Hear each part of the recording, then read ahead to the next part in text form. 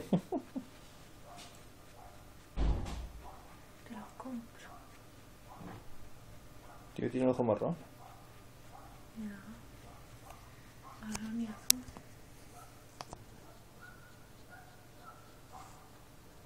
Tú sigues lamiendo mi cara.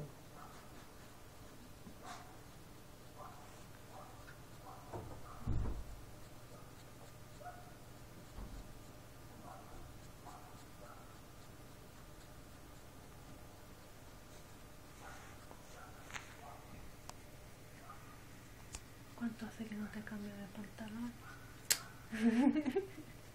Es que eso no es normal.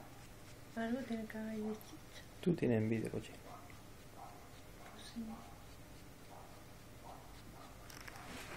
Uy.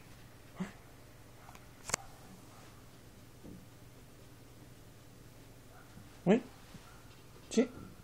¿No quieres chupar más? Ya está.